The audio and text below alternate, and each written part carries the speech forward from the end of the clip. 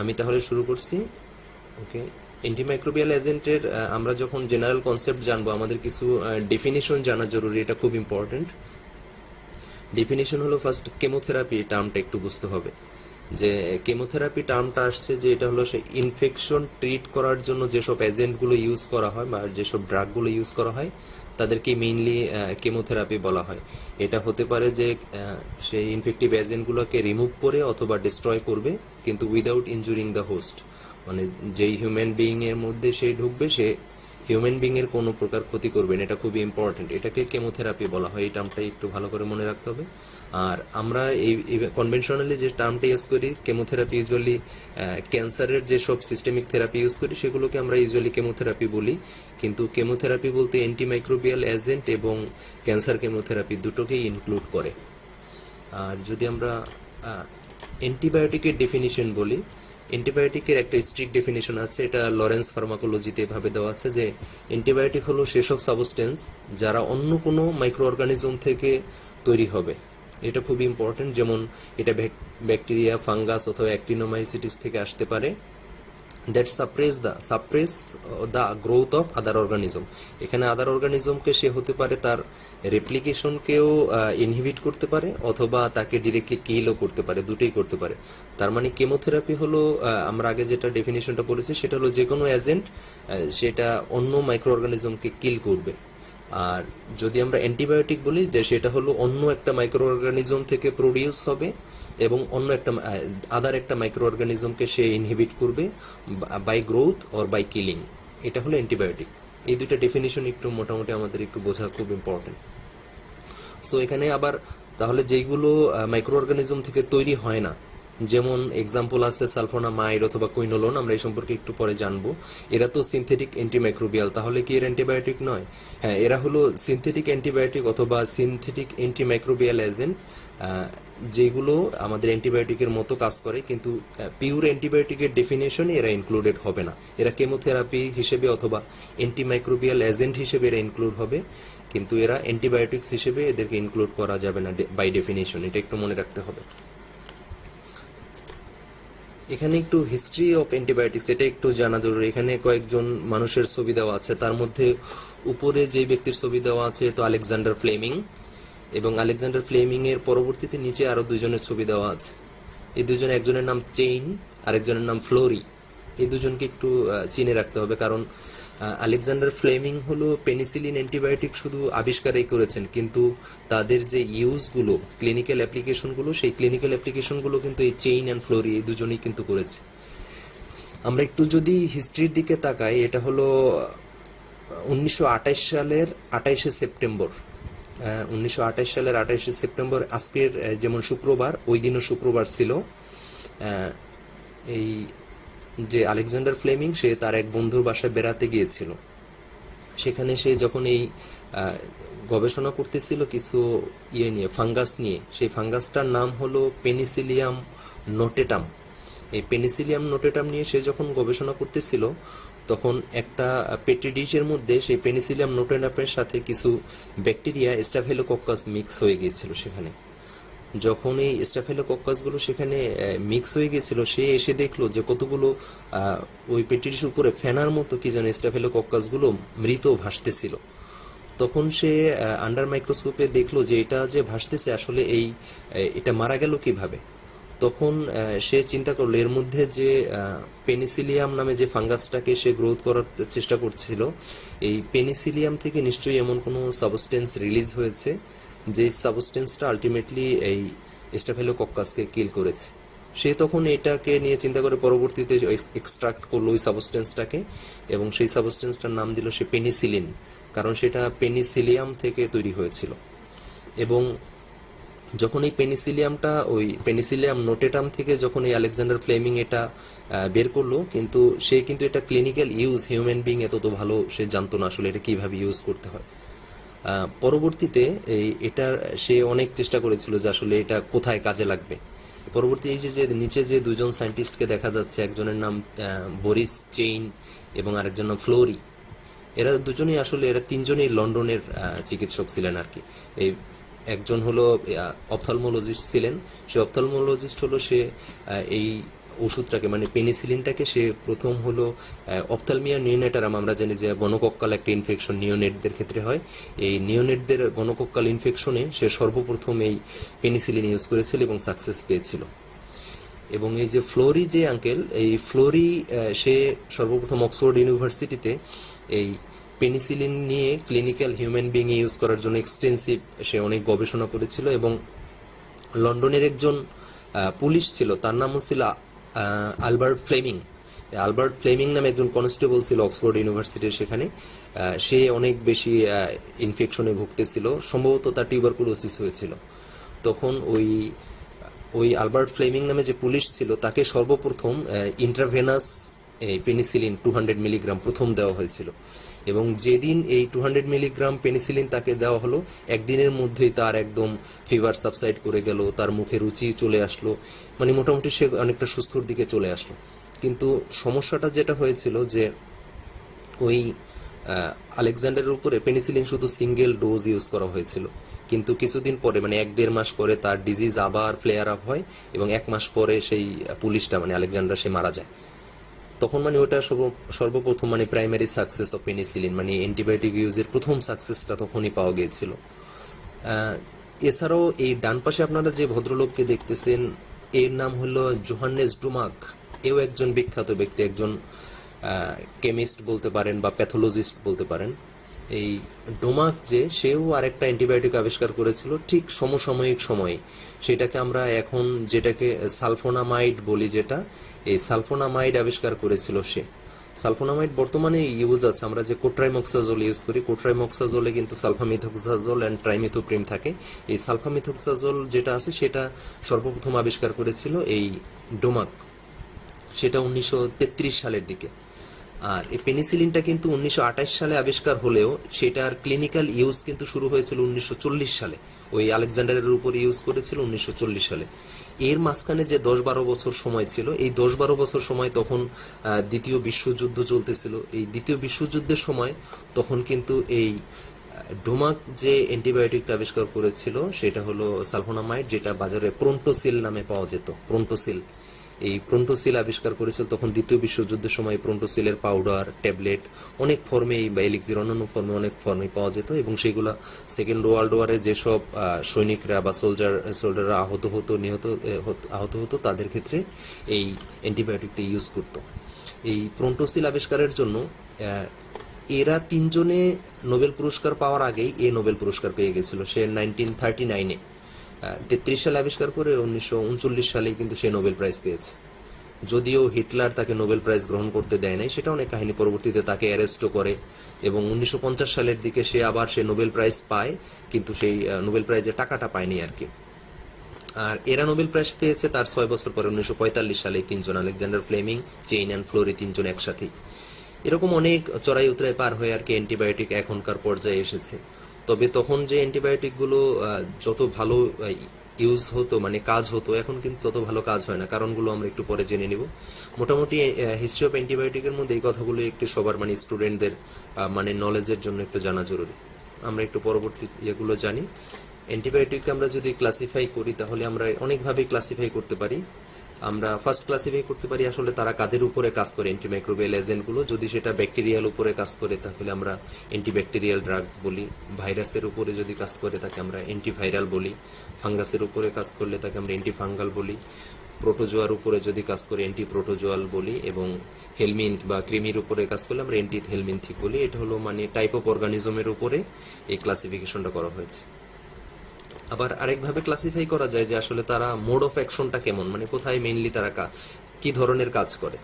এরা হতে পারে ব্যাকটেরিওস্ট্যাটিক, এটা মানে মেইনলি হলো অ্যান্টিব্যাকটেরিয়ালকে মেইনলি বোঝানো হয়েছে। ব্যাকটেরিওস্ট্যাটিক বলতে বোঝায় যে তারা ডিরেক্টলি ব্যাকটেরিয়াকে কিল করে না, কিন্তু ব্যাকটেরিয়ার যে মাল্টিপ্লিকেশন হয় এই মাল্টিপ্লিকেশনটাকে স্টপ করে দেয়। এই মাল্টিপ্লিকেশন স্টপ করার সুবিধাটা হলো যে আমরা জানি যে একটা ব্যাকটেরিয়া যদি ইনফেকশন করতে চায় তাহলে তার একটা ইনফেক্টিভ ডোজ লাগে। ইনফেক্টিভ ডোজ মানে যে সে সংখ্যায় যখন এত হবে তখন সে সাইন অ্যান্ড সিমটম ম্যানিফেস্টেশন করতে পারবে বা ডিজিজ হবে। যদি এই অ্যান্টিবায়োটিকগুলো ওই একটা নির্দিষ্ট লেভেলে তাদের এইসব গ্রোথ বা মাল্টিপ্লিকেশনকে স্টপ করে দেয়, তাহলে তো তারা ইনফেক্টিভ যে ডোজ আছে সেই লেভেল পর্যন্ত পৌঁছাতে পারবে না, সো আলটিমেটলি ইনফেকশন করতে পারবে না। This is the theory of bacteriostatic antibiotic. আরেকটা যে আছে সেটাকে বলা ব্যাকটেরিয়াসিডাল। এরা ডিরেক্টলি ব্যাকটেরিয়াকে কিল করে ফেলে। এরা মানে একটা ব্যাকটেরিয়ার একটা লেভেলে তারা সরাসরি ড্যামেজ করে, যার ফলে ব্যাকটেরিয়াটা ডিস্ট্রয় হয়ে যায়। এখন ব্যাকটেরিওস্ট্যাটিকের কমন এক্সাম্পল যেটা সেটা হলো সালফোনামাইড, আমরা একটু আগে যেটা বলবো প্রোন্টোসিল। আর ব্যাকটেরিওসিডালের কমন এক্সাম্পল হলো পেনিসিলিন, এটাই মোস্ট কমনলি ইউজড এক্সাম্পল। এখন আরো ভাবে ক্লাসিফাই করা যায় যে তাদের মোড অফ অ্যাকশন, তারা কিভাবে কাজ করে। এর মধ্যে কিছু অ্যান্টিবায়োটিক আছে এরা হলো কনসেন্ট্রেশন ডিপেন্ডেন্ট, মানে আপনি যদি এদের ডোজ বাড়ান তাহলে দেখা যাবে তাদের অ্যাকশন বাড়তেছে।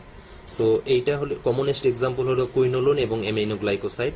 কুইনোলোন যেটা হলো সিপ্রোফ্লক্সাসিন গ্রুপের যত অ্যান্টিবায়োটিক আছে সেটা হলো কুইনোলোন, আর অ্যামিনোগ্লাইকোসাইড হলো মেসিন যেগুলো আছে, জেন্টামেসিন, অ্যামিকেসিন, আমরা কমনলি যে দুটো ইউজ করি। এখন এই কনসেন্ট্রেশন ডিপেন্ডেন্ট এদের ইয়াটা হলো যে এরা যত বেশি আপনি পরিমাণে দিবেন এদের মানে অ্যান্টিব্যাকটেরিয়াল অ্যাক্টিভিটি তত বেশি থাকবে। আরেকটা আছে টাইম ডিপেন্ডেন্ট, সেটার ক্ষেত্রে দেখেন যে এটা হলো যে কিল করার জন্য আপনি নির্দিষ্ট সময় পর পরে আপনি এইসব অ্যান্টিবায়োটিকগুলোকে আপনাকে ইউজ করতে হবে। সেটা কেমন, যেমন আপনি কনসেন্ট্রেশন ডিপেন্ডেন্ট যেটা, যেমন অ্যামিনোগ্লাইকোসাইড, আপনি যদি এটা 3বারের ডোজকে আপনি যদি একবারে দেন, যেমন আগে আমরা অনেকে জানতাম যে অ্যামিনোগ্লাইকোসাইডটা 8 আওয়ারলি দিতে হয় 150 মিলিগ্রাম, অথবা যেটা অ্যামিকেসিনকে 500 মিলিগ্রাম টুয়াইস অথবা থ্রেস ডেইলি ভাবে দিতে হতো। কিন্তু বর্তমানে দেখা গেছে যে আপনি যদি অ্যামিনোগ্লাইকোসাইডকে একটা সিঙ্গেল ডোজে 3 ডোজের টোটালকে একসাথে করে দেন, তাহলে দেখা গেল যে তার মানে অ্যান্টিব্যাকটেরিয়াল এফিকেসিটাও বেশি পাওয়া যায় এবং তার কমপ্লিকেশনও কম পাওয়া যায়। সো এইসব অ্যাকশনগুলো হলো মেইনলি কনসেন্ট্রেশন ডিপেন্ডেন্ট। আর টাইম ডিপেন্ডেন্ট হলো এখানে একটা এমআইসি নামে একটা টার্ম আছে, যে মিনিমাম ইনহিবিটরি কনসেন্ট্রেশন। এটা আপনি একটা নির্দিষ্ট সময় পর পরে আপনাকে দিতে হবে, প্রত্যেকটা ডোজের মাঝখানে একটা ইকুয়াল ইন্টারভেলে দিতে হবে, তাহলে তাদের কিলিংটা ভালো হয়। আদার যে মোস্ট অফ দ্য ড্রাগগুলো আছে, বেশিরভাগ অ্যান্টিবায়োটিকগুলোই মেইনলি টাইম ডিপেন্ডেন্ট আর কি। এখানে ছবিতে দেওয়া আছে যে কনসেন্ট্রেশন ডিপেন্ডেন্ট গুলো আপনি যে কনসেন্ট্রেশন বাড়ানোর সাথে সাথে তার এফিকেসি বাড়বে, আর টাইম ডিপেন্ডেন্টের ক্ষেত্রে দেখা গেল যে টাইম যাওয়ার সাথে সাথে তার এফিকেসি বাড়বে। এটা ছকে সেভাবে দেওয়া আছে। এখন আমরা যদি অ্যান্টিবায়োটিকের মেকানিজমগুলো চিন্তা করি, আমরা যত অ্যান্টিবায়োটিকগুলো ইউজ করি, মোস্ট অফ দ্য অ্যান্টিবায়োটিকগুলো কিন্তু এক একটা অ্যান্টিবায়োটিক এক এক লেভেলে কাজ করে। আমরা এখন একটু দেখে নিই যে কোন অ্যান্টিবায়োটিকগুলো আসলে কোন লেভেলে কাজ করে। যেমন কিছু কিছু অ্যান্টিবায়োটিক আছে তারা সেল ওয়ালে কাজ করে। এখানে ইন্টারেস্টিং হলো যে আমরা জানি যে ব্যাকটেরিয়ার সেল ওয়ালে একটা সাবস্টেন্স থাকে, তার নাম পেপটাইডোগ্লাইকেন। এই যে আমাদের যেসব কমনলি ইউজড যেসব অ্যান্টিবায়োটিকগুলো আছে, যেমন পেনিসিলিন, সেফালোস্পোরিন বা কার্বাপেনাম, যার মধ্যে মেরোপেনাম, ইমিপেনাম আছে, এইসব অ্যান্টিবায়োটিকগুলো ডিরেক্টলি ওই পেপটাইডোগ্লাইকেন সিনথেসিস ইনহিবিট করে। আর যখন পেপটাইডোগ্লাইকেনটাই যেহেতু main component of cell wall, এই কারণে দেখা গেল যে এই সেল ওয়ালটা আর স্টেবল থাকে না, সো অসমোটিক গ্রেডিয়েন্টের ডিফারেন্সের জন্য সেলটা আলটিমেটলি বার্স্ট হয়ে যায়। This is the mechanism of cell wall inhibition. Common example হলো যে পেনিসিলিন, সেফালোস্পোরিন অ্যান্ড কার্বাপেনাম, এইসব ওষুধগুলো সেল ওয়াল সিনথেসিসকে ইনহিবিট করে। দেন আমরা নেক্সট যদি দেখি সাইটোপ্লাজমিক মেমব্রেনকে ইনহিবিট করে এমনও কিছু অ্যান্টিবায়োটিক আছে। এরা হলো যে সাইটোপ্লাজমের যে মেমব্রেনটা থাকে, সাইটোপ্লাজমিক মেমব্রেনের মধ্যে ফাংশনটাকে ইন্টারফেয়ার করে মেইনলি। এটার মধ্যে যেমন পলিমেক্সিন আছে, পলিনের মধ্যে যেমন নাইস্টেটিন, এমফোটেরেসিন, অ্যাজোলের মধ্যে ফ্লুকোনাজোল, মাইকোনাজোল, এরা হলো অ্যান্টিফাঙ্গাল। এরা হলো সাইটোপ্লাজমিক মেমব্রেনের যে অ্যাক্টিভিটিটা আছে সেটাকে আসলে মেইনলি হ্যাম্পার করে অ্যান্টিমাইক্রোবিয়াল অ্যাক্টিভিটি দেখায়। এছাড়া থার্ড যেটা আছে সেটা হলো প্রোটিন সিনথেসিস, এটাও খুব কমন, এটা অনেক কমনলি ইউজ কিছু অ্যান্টিবায়োটিক আছে এই লেভেলে। এটা হলো আবার আমরা জানি যে যে ব্যাকটেরিয়াগুলো থাকে তাদের মধ্যে প্রোটিনগুলোর কিছু লেভেল আছে, এদেরকে 30S বা 50S বলা হয়। এই এসটা হলো, এটা হলো একটা মানুষের নাম ভেদবার্গ, SVED। এই ভেদবার্গ যে ছিল সে এই যখন এই প্রোটিনগুলোর এগেনস্টে যেই সব অ্যান্টিবায়োটিকগুলো কাজ করে সেভাবেই আসলে 30S বা 50S ইনহিবিটর নামকরণ করা হয়েছে আর কি। আমরা এক্সাম্পলগুলো একটু পরে দেখে নেব। কমনলি আমরা ম্যাক্রোলাইড যে গ্রুপগুলো ইউজ করি, যেমন এজিথ্রোমাইসিন, এরিথ্রোমাইসিন, এগুলো হলো ম্যাক্রোলাইড। এছাড়া ক্লোরামফেনিকল বা টেট্রাসাইক্লিন, এরা সবাই এই প্রোটিন সিনথেসিস ইনহিবিটর। আর প্রোটিন সিনথেসিস ইনহিবিটর কিন্তু most of the protein synthesis inhibitor এটা ব্যাকটেরিওস্ট্যাটিক। দেন আমরা জানবো এখন nucleic acid synthesis inhibitor. Nucleic acid synthesis এরা হলো ডিরেক্টলি ডিএনএ এর সাথে বাইন্ড করে ডিএনএ রেপ্লিকেশনকে বন্ধ করে দিতে পারে। এর কমনেস্ট এক্সাম্পল হলো কুইনোলোন, যেটা সিপ্রোফ্লুক্সাসিন গ্রুপ। এছাড়া অ্যান্টিপ্রোটোজোয়ালের মধ্যে আছে মেট্রোনিডাজল, এটা কমনলি ইউজড।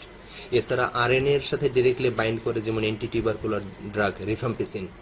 এই রিফাম্পিসিনটা আরএনএ এর সাথে বাইন্ড করে ওই ব্যাকটেরিয়া মানে টিউবারকুলোসিসের গ্রোথকে ইনহিবিট করে। আর ইনডিরেক্টলি কিছু আছে নিউক্লিক অ্যাসিড সিনথেসিস ইনহিবিটর, যেমন সালফোনামাইড, ফলেট সিনথেসিস ইনহিবিটর এবং ট্রাইমিথোপ্রিম। সো এই দুটো যখন সিনথেসিস ইনহিবিট হয়ে যায়, সো আলটিমেটলি ডিএনএ সিনথেসিস হবে না। আর ডিএনএ সিনথেসিস যদি না হয়, আলটিমেটলি ব্যাকটেরিয়াল আর গ্রোথ হবে না, so bacteria will die. So আমরা মেকানিজমগুলো চারটা পেলাম। ফার্স্ট পেলাম হলো cell wall synthesis inhibitor, second আমরা পেলাম হলো cytoplasmic membrane activity alternation, third পেলাম protein synthesis inhibitor, and fourth পেলাম নিউক্লিক অ্যাসিড মেটাবলিজম অ্যাবনর্মালিটি মানে ইন্টারফেয়ারিং।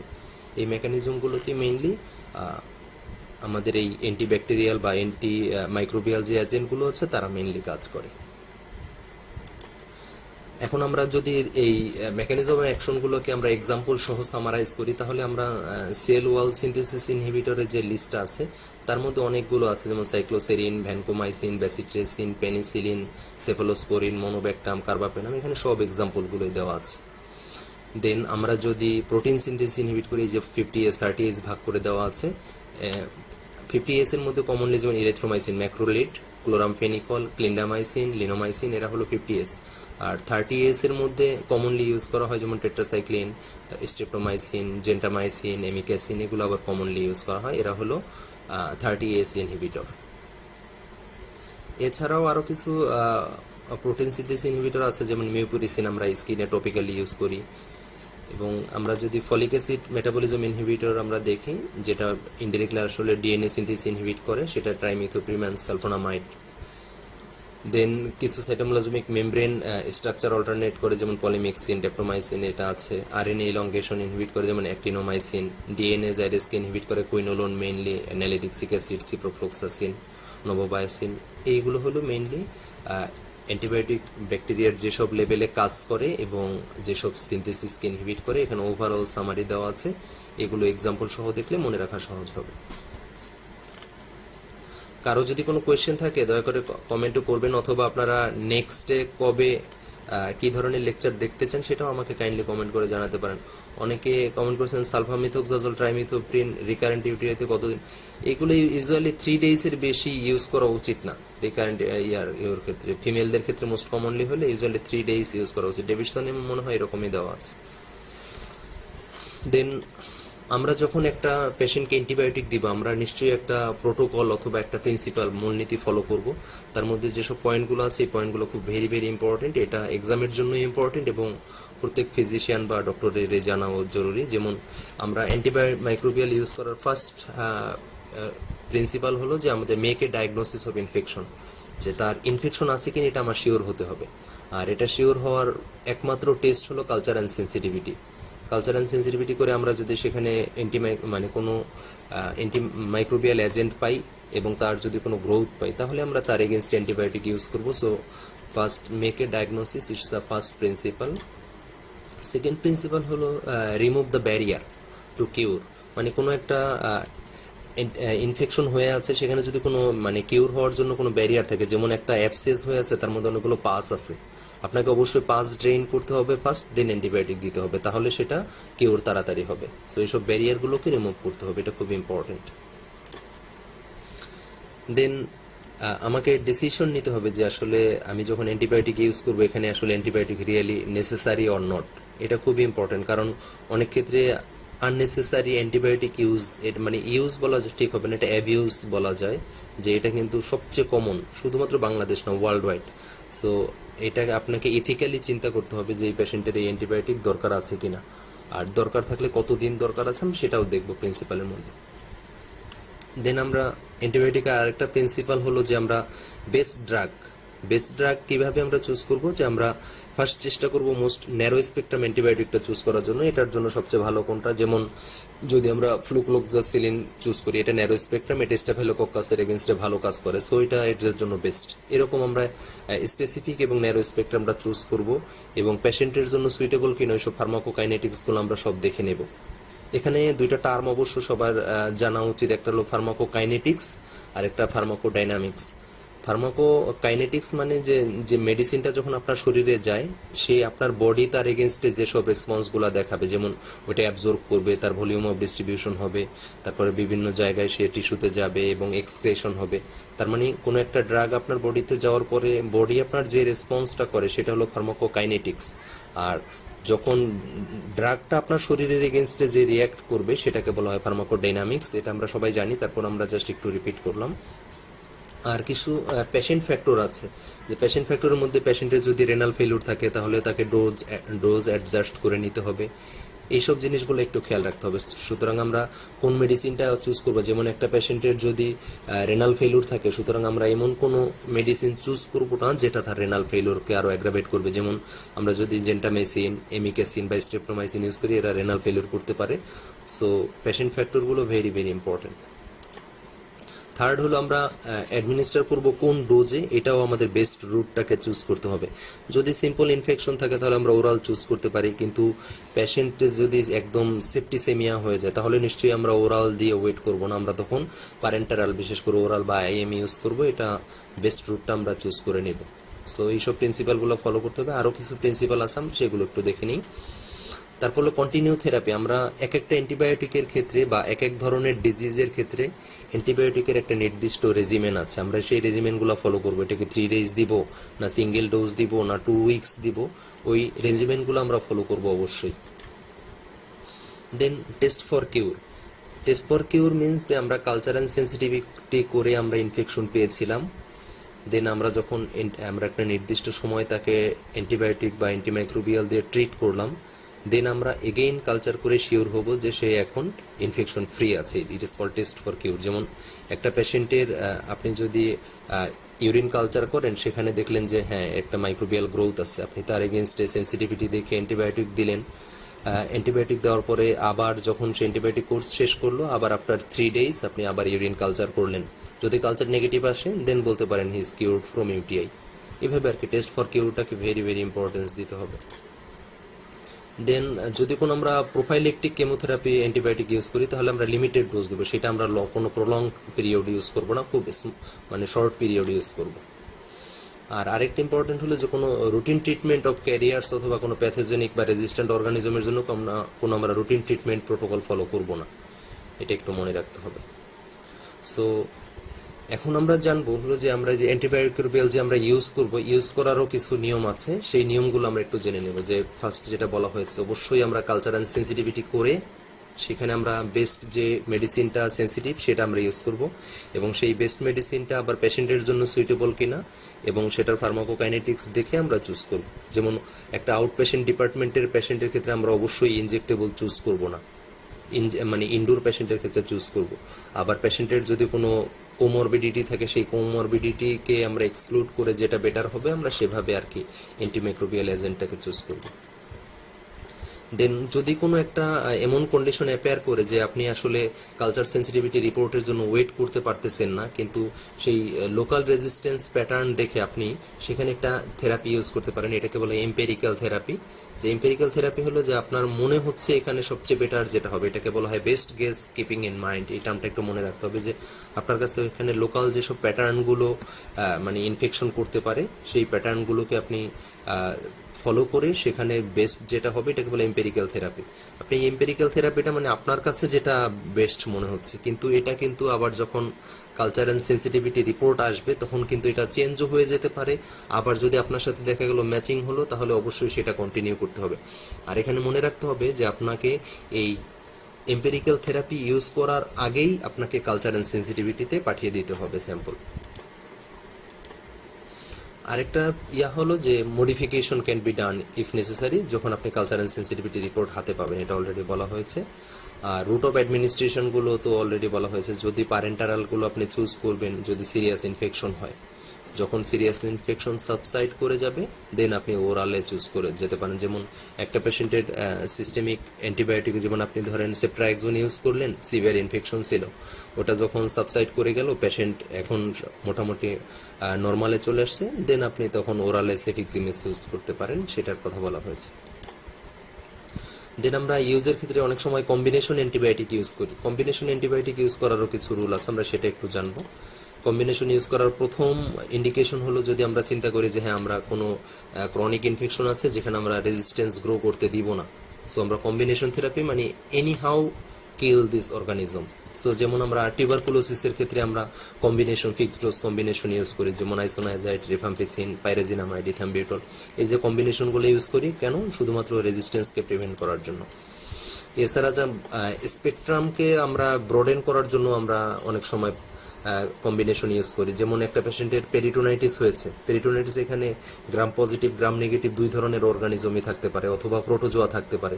সো আমরা সবগুলো স্পেকট্রামকেই কভার করার জন্য আমরা সেখানে মাল্টিপল অ্যান্টিবায়োটিক ইউজ করতে পারি। সো এই ক্ষেত্রেও আমরা কম্বিনেশন ইউজ করব। এছাড়া অনেক সময় যদি একটা সিভিয়ার ইনফেকশন পেলাম, যে পেশেন্ট একটা সিভিয়ার ইনফেকশন নিয়ে আসছে, আমরা কোনোই ডায়াগনোসিস জানি না, তাহলে সেক্ষেত্রে আমরা গ্রাম পজিটিভ নেগেটিভ কভার করবে, এরকম আমরা কম্বিনেশন অ্যান্টিবায়োটিক সেখানেও আমরা ইউজ করতে পারি।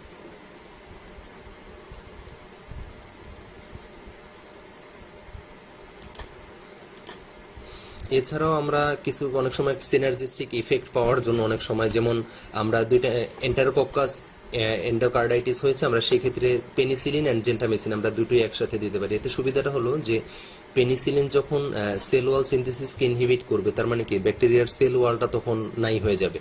সো জেন্টামিসিনটা খুব ইজিলি সেলের মধ্যে ঢুকে গিয়ে সে প্রোটিন সিনথেসিসকে ইনহিবিট করতে পারে। সো একটা ব্যাকটেরিয়াকে একই সাথে দুই জায়গায় আঘাত করা মানে পোটেনসিয়েশন অফ অ্যাকশনের জন্য আমরা অনেক সময় কম্বিনেশন থেরাপি ইউজ করতে পারি।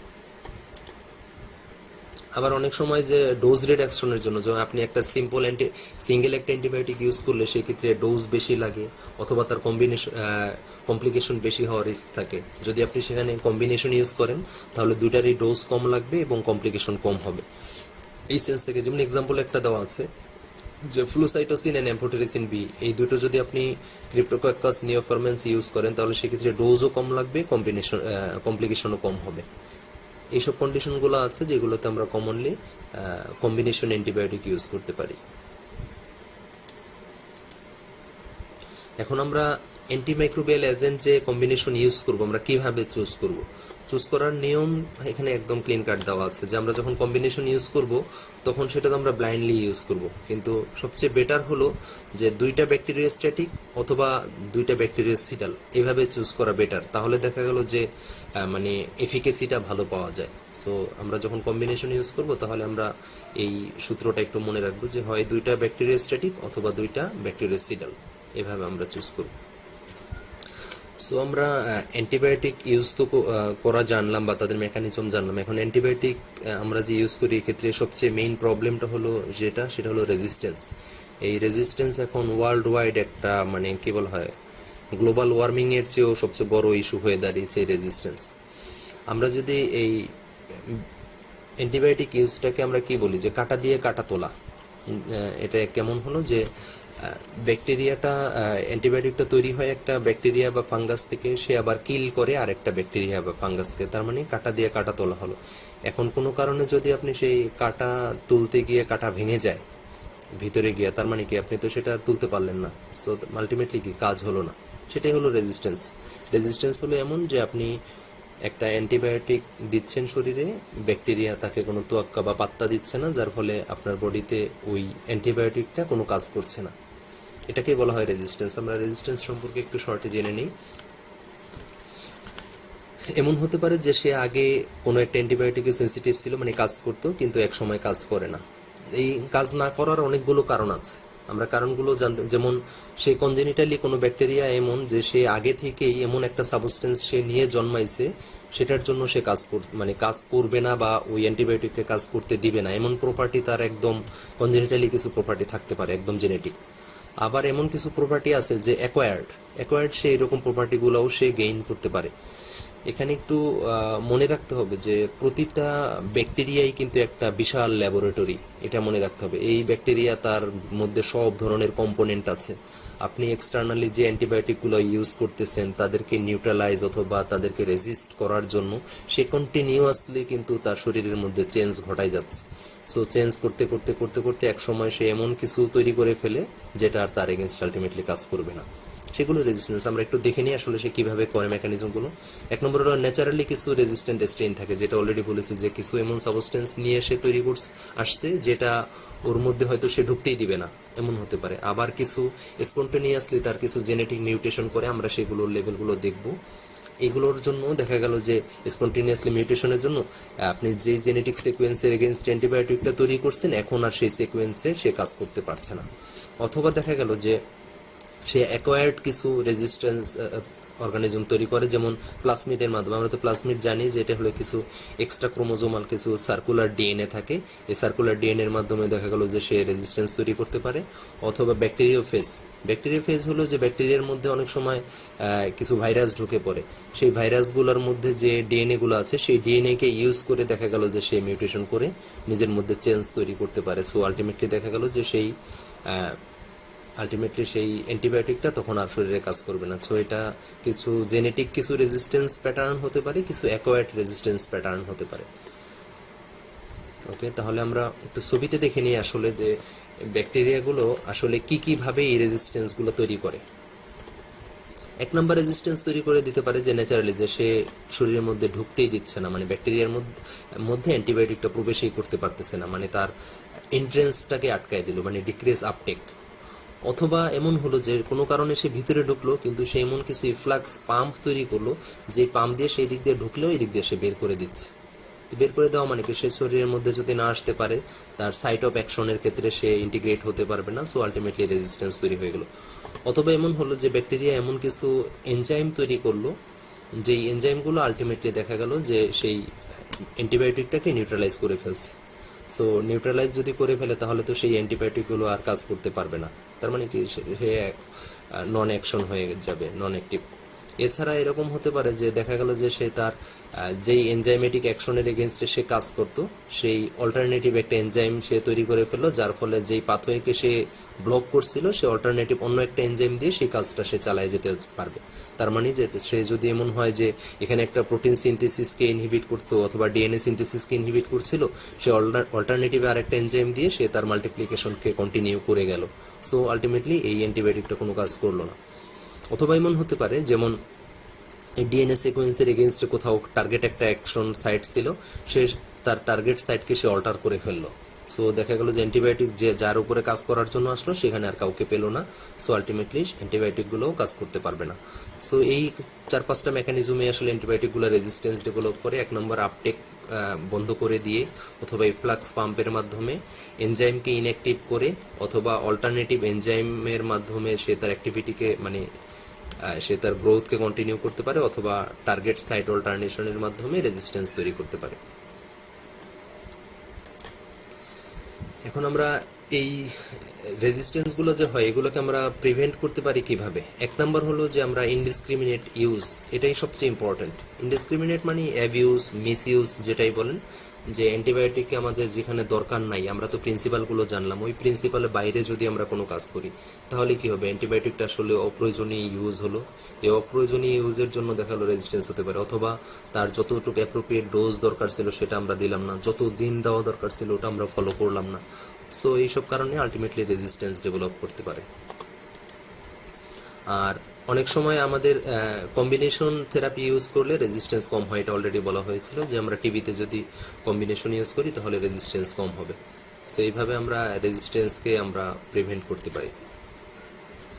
অনেক সময় দেখা গেল যে আমরা অ্যান্টিবায়োটিকগুলো আমরা যত পিছনের জেনারেশন ইউজ করব সেটা বেটার, আর যত নিউয়ার জেনারেশন ইউজ করব তার মানে কি যে অ্যান্টিবায়োটিকগুলো ওইসব ব্যাকটেরিয়ার মধ্যে এক্সপোজড হয়ে যাবে। সো ব্যাকটেরিয়াগুলোও তাদের এগেনস্টে রেজিস্ট্যান্স তৈরি করার সুযোগ পেয়ে যাবে। সো আমরা চেষ্টা করব যে যত নিউয়েস্ট যেসব অ্যান্টিবায়োটিকগুলো আছে সেগুলোকে আমরা মানে রিজার্ভ করার জন্য এগুলোকে আমরা পরবর্তীতে ইউজ করব, মানে ফার্স্ট হ্যান্ড ইউজ করব না, এগুলোকে আমরা সেকেন্ড হ্যান্ড লাইন হিসেবে রাখবো। এটা খুব ইম্পর্ট্যান্ট। এখন একটা অ্যান্টিবায়োটিকের একটা টার্ম আছে সুপার ইনফেকশন, এটা খুবই ইম্পর্টেন্ট। সুপার ইনফেকশন সম্পর্কে সবার একটু বুঝতে হবে। সুপার ইনফেকশন হলো যে আপনি যদি অনেক ব্রড স্পেকট্রাম একটা অ্যান্টিবায়োটিক ইউজ করেন, ব্রড স্পেকট্রাম অ্যান্টিবায়োটিক ইউজ করলে সে তো নর্মাল যেসব প্যাথোজেনিক অর্গানিজম আছে তাদেরকে তো ইনহিবিট করবেই, এছাড়া আপনার বডিতে যেসব নর্মাল ফ্লোরাগুলো আছে তারাও তো আলটিমেটলি ইনহিবিটেড হয়ে যাবে। এই ইনহিবিটেড যদি হয়ে যায় তখন কিছু রেজিস্ট্যান্ট অর্গানিজম আছে, তারা তো এই অ্যান্টিবায়োটিক দ্বারা কিল হয় নাই, তারা কি করবে তখন ইনফেকশন করার সুযোগ পেয়ে যাবে। এই যে যারা নতুন করে ইনফেকশন করলো সেটাকে বলা হয় সুপার ইনফেকশন। তার মানে একটা অ্যান্টিবায়োটিক ইউজ করলেন আপনি, ওই অ্যান্টিবায়োটিকটা যখন নর্মাল যেসব কিলিং ব্যাকটেরিয়া আছে তারা তো কিল হলো, এর পাশাপাশি যখন নর্মাল ফ্লোরাগুলোও ইনহিবিটেড হয়ে যাবে তখন কিছু রেজিস্ট্যান্ট অর্গানিজম আপনার শরীরে যখন ডিজিজ করে ফেলবে তাদেরকে বলা হয় সুপার ইনফেকশন। যেমন টেট্রাসাইক্লিন কমনলি ইউজ করলে সুপার ইনফেকশন হয়। আমরা একটু এক্সাম্পল দেখে নিই। সুপার ইনফেকশন কারা করতে পারে? ক্যান্ডিডা অ্যালবিকান্স এবং সিডোমোনাস, এরা আসলে রেজিস্ট্যান্ট, এরাই কমনলি ইনফেকশন করার সুযোগ পেয়ে যায় যখন আপনি এই ব্রড স্পেকট্রাম অ্যান্টিবায়োটিকগুলো ইউজ করেন। এছাড়া ক্লোস্ট্রিডিয়াম ডিফিসিল নামে একটা অর্গানিজম আছে, এটা কোলনে কমনলি ইনফেকশন করতে পারে। যখন আপনি একটা ব্রড স্পেকট্রাম অ্যান্টিবায়োটিক বিশেষ করে সেফালোস্পোরিন, অ্যামোক্সিসিলিন বা এমপিসিলিন ইউজ করবেন, তখন ক্লোস্ট্রিডিয়াম ডিফিসিল একটা সিভিয়ার ইনফেকশন করে। এটার নাম হলো সিডোমেমব্রেনাস কোলাইটিস, আপনারা টার্মটা হয়তো জানেন। এই সিডোমেমব্রেনাস কোলাইটিস করে এই ক্লোস্ট্রিডিয়াম ডিফিসিল যদি আপনি ব্রড স্পেকট্রাম অ্যান্টিবায়োটিক ইউজ করেন। সেটার ক্ষেত্রে ট্রিটমেন্টও সিডোমেমব্রেনাস কোলাইটিসের সবচেয়ে সহজ, যে আপনি যদি অ্যান্টিবায়োটিককে ডিসকন্টিনিউ করেন তাহলে কারেকশন হয়ে যায়। আর যদি দেখা গেল যে অনেক বেশি সিরিয়াস ইনফেকশন হয়েছে তখন আপনাকে ভ্যানকোমাইসিন অর মেট্রোনিডাজোল দিয়েও আপনি ট্রিট করতে পারেন। এছাড়া আরেকটা টার্ম আছে অপরচুনিস্টিক ইনফেকশন। অপরচুনিস্টিক এটা মানে হলো যে আমরা জানি যে আমাদের বডির একটা নিজস্ব ডিফেন্স মেকানিজম আছে। এই ডিফেন্স মেকানিজম দিয়ে আমরা যেসব ভাইরাস, ব্যাকটেরিয়া, ফাঙ্গাস, প্রোটোজোয়া আমার শরীরে মানে ইনফেকশন করতে চাই, আমরা এই ডিফেন্স মেকানিজমগুলো তাদেরকে ইনহিবিট করে, যার ফলে আমাদের বডিতে ইনফেকশন হয় না। কিন্তু কোনো কারণে দেখা গেল যে আপনার বডিতে এই ডিফেন্স মেকানিজমটা একদম উইক। যদি উইক থাকে তাহলে কি হবে, যে আপনার শরীরে যেসব অর্গানিজমগুলো ইউজুয়ালি ডিজিজ করে না, তারাও তখন ডিজিজ করার সুযোগ পেয়ে যাবে। যেমন ইমিউনোকম্প্রোমাইজেশন মানে রোগ প্রতিরোধ ক্ষমতা যদি কম থাকে, বিশেষ করে কাদের? যেমন ক্যান্সার পেশেন্টের ক্ষেত্রে, অথবা extreme of age. Extreme of age মানে কিন্তু শুধুমাত্র বৃদ্ধ না, এক্সট্রিম অফ এজ মানে একদম ছোট বাচ্চা অথবা একদম বৃদ্ধ, মানে একদম বলা হয় কি যে আন্ডার 5 চিলড্রেন অথবা আফটার 65 বা আফটার 70 ইয়ার্স এর পরে যারা একদম এল্ডারলি পারসন, তাদেরকে বলা হয় এক্সট্রিম অফ এজ। এরা ইমিউনো কম্প্রোমাইজ থাকে। সো এদের ক্ষেত্রে দেখা গেল যে অপরচুনিস্টিক ইনফেকশনের রিস্কটা বেশি থাকে, কারণ তাদের রোগ প্রতিরোধ ক্ষমতাটা কম থাকে। এছাড়া হলো আপনার বডিতে কিছু সেল মেডিয়েটেড ইমিউনিটি আছে, ওই ইমিউনিটিগুলো যদি কমে যায় কিছু ডিজিজ আছে অথবা কিছু ড্রাগের জন্য। যেমন ডিজিজের মধ্যে যেমন এইডস মানে এইচআইভি ইনফেকশন যদি হয়, আমরা জানি যে তখন ব্লাডে CD4 সেল, যেগুলো হেল্পার টি সেল আছে, এগুলো একদম কমে যায়, যার ফলে ইনফেকশন হওয়ার রিস্ক থাকে। এছাড়া হাইপোগামাগ্লোবিনেমিয়া যদি হয় অথবা লিউকেমিয়া যদি হয়, ব্লাড ক্যান্সার, এইসব কন্ডিশনে আপনার এই সেল মেডিয়েটেড ইমিউনিটিটা একদম উইক হয়ে যায়। সো আলটিমেটলি দেখা গেল যে অপরচুনিস্টিক ইনফেকশনগুলো হওয়ার রিস্ক বেড়ে যায়। কিছু ড্রাগ ইউজ করলে এরকম হতে পারে, যেমন সাইটোটক্সিক কেমোথেরাপি মানে ক্যান্সারের কেমোথেরাপি, অথবা স্টেরয়েড হরমোন যদি ইউজ করেন। আমরা জানি স্টেরয়েড হরমোনগুলো ইমিউনোসাপ্রেসেন্ট। সো এরা আলটিমেটলি অপরচুনিস্টিক ইনফেকশন। যেমন এক্সাম্পল দেওয়া আছে, যেমন নিউমোসিস্টাইটিস জিরোভিয়াকি নিউমোনিয়া, এটা এইডস পেশেন্টের ক্ষেত্রে কমন, অথবা primary septicaemia with gut organism such as E coli, Klebsiella, এগুলো হতে পারে। মানে যারা ইমিউনো কম্প্রোমাইজড আছে, এইসব অর্গানিজমগুলো কিন্তু নর্মাল পারসন বা ইমিউনো কম্পিটেন্ট পারসনের ক্ষেত্রে কিন্তু ইউজুয়ালি কোনো ডিজিজ করে না, কিন্তু তাদের ক্ষেত্রে শুধুমাত্র ডিজিজ হয় যাদের এই রোগ প্রতিরোধ ক্ষমতাটা নর্মালের থেকে একদম কমে যায়, তাদের ক্ষেত্রেই তারা অপরচুনিস্টিক মানে কি সুযোগ নেওয়া। এইসব অর্গানিজমগুলো আপনাকে শরীরের রোগ প্রতিরোধ ক্ষমতা কম পাওয়ার জন্য সুযোগ নিয়ে সে ডিজিজ করবে। সো এই অপরচুনিস্টিক ইনফেকশনটা একটু বুঝতে হবে, এটা অনেক কমন। সো আমরা যদি অ্যান্টিবায়োটিককে সামারাইজ করি, কাটা দিয়ে কাটা তোলার মতো আর কি, যে অ্যান্টিবায়োটিক একটা মাইক্রো অর্গানিজম থেকে তৈরি হয়, সেটা আবার মাইক্রো অর্গানিজমকেই কিল করে, এটাই হলো কাটা দিয়ে কাটা তোলা। আর এটার ক্ষেত্রে সবচেয়ে মেইন প্রবলেম হলো রেজিস্ট্যান্স হতে পারে, এটা তো আমরা অলরেডি জানলাম। এছাড়া সুপার ইনফেকশন হতে পারে, অপরচুনিস্টিক ইনফেকশন হতে পারে। এগুলো হলো অ্যান্টিবায়োটিক ইউজের সমস্যা। আর সবচেয়ে বেশি আমরা কনসার্ন অ্যাবাউট রেজিস্ট্যান্সকে প্রিভেন্ট করার জন্য যে প্রিন্সিপাল অফ অ্যান্টিবায়োটিক ইউজ বা অ্যান্টিমাইক্রোবিয়াল ইউজ, অবশ্যই আমরা সেই প্রিন্সিপালটা ফলো করব। তাহলে আমরা মানে রেজিস্ট্যান্সকে প্রিভেন্ট করতে পারি। অ্যাপ্রোপ্রিয়েট ডোজের ক্ষেত্রে আমরা অ্যাপ্রোপ্রিয়েট রুট, অ্যাপ্রোপ্রিয়েট সাইট, অথবা আমরা এম্পিরিক্যালি যদি আমরা থেরাপি ইউজ করি তাহলে আমাদের best guess in keeping mind কোনটা দিলে সবচেয়ে বেটার হবে সেগুলো আমরা চুজ করব। অ্যান্টিবায়োটিক ইউজের ক্ষেত্রে আমরা অবশ্যই কালচার অ্যান্ড সেন্সিটিভিটি দেখে ইউজ করব। অ্যান্টিবায়োটিক ইউজ করার পরে সে কিউর হলো কিনা, টেস্ট ফর কিউর আমরা টেস্ট করে দেখব। মোটামুটি এইসব প্রিন্সিপালগুলো যদি আমরা ফলো করি তাহলে আমরা প্রপার অ্যান্টিমাইক্রোবিয়াল এজেন্ট ইউজ করতে পারবো এবং রেজিস্ট্যান্সকে প্রিভেন্ট করতে পারবো। সো ফিউচার অফ অ্যান্টিবায়োটিক, আসলে অ্যান্টিবায়োটিক ফিউচারের ক্ষেত্রে এখানে সব জায়গায় একটা কথাই বলা আছে, future of antibiotic depends on all of us. আমাদের উপরে নির্ভর করে আসলে আমরা একে যেভাবে ট্রিট করব অ্যান্টিবায়োটিক আসলে সেরকমই আমাদের সাথে আচরণ করব। আমরা যদি অ্যান্টিবায়োটিককে আমরা মানে জুডিশিয়াস বা মেটিকুলাসলি ইউজ করি তাহলে অ্যান্টিবায়োটিক আমরা অনেক বছর মানে আমরা রেজিস্ট্যান্স ফ্রি ইউজ করতে পারবো। আর আমরা যদি এটাকে আমরা প্রপার ওয়েতে ইউজ না করি তাহলে খুব আর্লি রেজিস্ট্যান্স ডেভেলপ করবে। এখন কিন্তু অনেক রিপোর্ট পাওয়া যায়, দেখা গেল সব ধরনের অ্যান্টিবায়োটিক রেজিস্ট্যান্স। তার অন্যতম কারণ হলো এগুলো যে আমরা জুডিশিয়াসলি অথবা আমরা অ্যান্টিবায়োটিককে প্রপারলি ইউজ করছি না। মিস ইউজের জন্য আসলে অ্যান্টিবায়োটিকের রেজিস্ট্যান্স, যেমন একটা রোগের ভাইরাল ইনফেকশন হলো, ভাইরাল ইনফেকশনের তো আর অ্যান্টিব্যাকটেরিয়ালের কোনো রোল নাই যদি না তার কোনো সেকেন্ডারি ইনফেকশন মানে সেকেন্ডারি ব্যাকটেরিয়াল ইনফেকশন না থাকে। কিন্তু আমরা সেক্ষেত্রেও দেখা গেল যে আমরা অ্যান্টিব্যাকটেরিয়াল ইউজ করছি, সেটা একদম টোটালি মানে কি বলে জলে ফেলার মতো, সেটার জন্য এটা রেজিস্ট্যান্স ডেভেলপ করে। অ্যান্টিবায়োটিকের যদি আমরা চিন্তা করি যে 1928 সাল থেকে এই পর্যন্ত মনে হয় 80 বছরের মতো অ্যান্টিবায়োটিকের বয়স হয়েছে। এর মধ্যে কত শত অ্যান্টিবায়োটিক আসছে, কত শত রেজিস্ট্যান্স ডেভেলপ করে গেছে।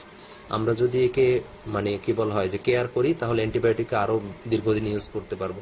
আদারওয়াইজ দেখা যাবে যে এমন কোনো অ্যান্টিবায়োটিক নাই, কোনো অ্যান্টিবায়োটিক আসলে আমাদের শরীরে কাজ করছে এমন কোনো অ্যান্টিবায়োটিক পাওয়া যাবে না কোনো এক সময়। সো আলটিমেটলি অ্যান্টিবায়োটিকের আগের যে যুগ ছিল যে ইনফেকশন হলেই মানুষ মারা যেত, সে তেমন একটা যুগের মধ্যে কিন্তু আমরা চলে যাব। সো অ্যান্টিবায়োটিককে জুডিশিয়াসলি প্রতিটা অ্যান্টিবায়োটিকে যখন আমরা পেশেন্টকে ইউজ করব আমাদের মনে করতে হবে যেটা আমার শরীরে আমি ইউজ করলে কিভাবে ইউজ করতাম। সেটা আমরা পেশেন্টের কস্টের কথা চিন্তা করেই হোক, আমার মেকানিজমের কথা চিন্তা করেই হোক, বা পেশেন্ট বেনিফিটের কথা চিন্তা করেই হোক, আমরা সবচেয়ে বেস্ট অ্যান্টিবায়োটিকটা দেওয়ার চেষ্টা করবো আর কি। এটা নিজের কথা চিন্তা করলে তাহলে আমরা বুঝতে পারবো যে আসলে কোনটা দেওয়া উচিত। অনেক অনেক থ্যাঙ্কস।